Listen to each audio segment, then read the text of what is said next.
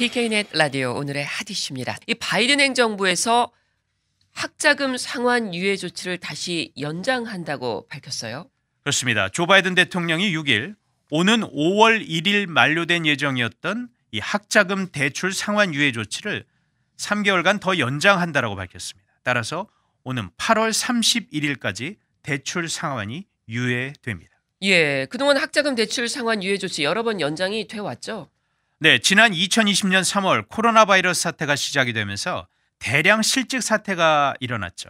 그래서 정부는 연방정부 학자금 대출 상환을 유예해 주는 조처를 처음 내놓았었습니다. 이후 이 조처는 여러 차례 연장이 됐는데 지난해 12월 그리고 올해 5월 1일까지 네 번째 연장된 데 이어서 이번에 8월 말까지로 총 5번째 연장이 이루어졌습니다. 네, 이 바이든 행정부가 왜 또 학자금 상환 유예를 연장하는 겁니까?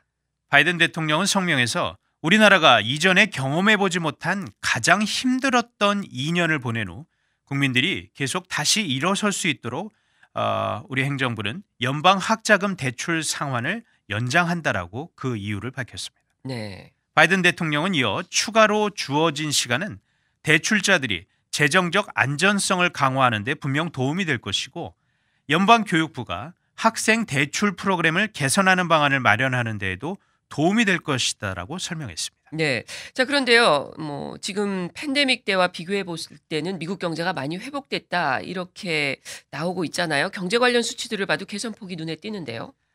바이든 대통령은 작년 1월 처음 상환 유예 연장 조처를 발표했을 때만 해도 미국 경제는 성장이 거의 없었지만 지금 미국은 1년 전보다는 많이 강해졌다라고 강조했습니다.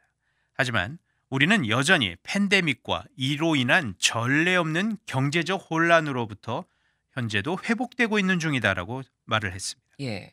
연방준비제도의 자료 분석 결과 만약 5월부터 대출 상환이 재개될 경우에는 학자금 대출을 갚아야 하는 수백만 명이 중대한 아주 경제적 어려움에 직면할 것이고 미국의 재정 안전성도 그만큼 해칠 것이라는 결론이 나왔다라고 설명했습니다. 지금까지 얼마나 많은 사람들이 대출 상환 유예 혜택을 받아왔나요? 지난 2020년 3월 이후 4천여만 명이 이 혜택을 받았습니다. 액수로는 총 1조 6천억 달러 정도 규모입니다. 미국은 대학 학비가 워낙 비싸기 때문에 학자금 대출을 받아서 우선 학교에 다니고 졸업 후 이 직장에 다니면서 여러 해에 걸쳐서 대출금을 천천히 갚는 경우가 흔합니다. 네. 이 학자금 대출 상환 유예를 연장해야 된다 이런 목소리 의회 쪽에서도 계속 나오지 않았나요? 맞습니다. 약 100명에 달하는 민주당 소속 연방 상하원 의원들은 백악관이 대출금 상환 유예를 연장해야 한다라고 백악관을 압박을 해왔습니다.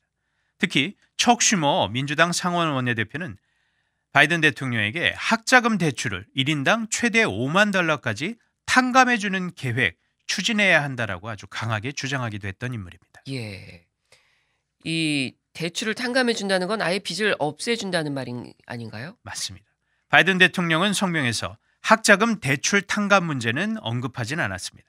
하지만 지난 대선 당시 바이든 대통령은 연방 학자금 대출을 1인당 최소한 $10,000는 없애주겠다라고 공약으로 내세웠던 바가 있었습니다. 네. 자, 이번 정부의 결정에 대한 반응 어떻습니까? 민주당은 환영을 했지만 공화당에서는 비판의 목소리도 나옵니다.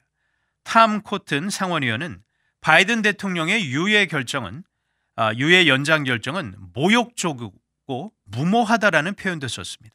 모든 국민은 자신이 진 빚에 대한 책임을 져야 한다라는 의미입니다. 네. 또 일각에선 바이든 행정부의 이런 조처가 오는 11월 중간 선거를 앞두고 나온 정치적 결정이다라는 지적도 분명 있습니다. 네. 잘 들었습니다. 지금까지 오늘의 핫 이슈였습니다.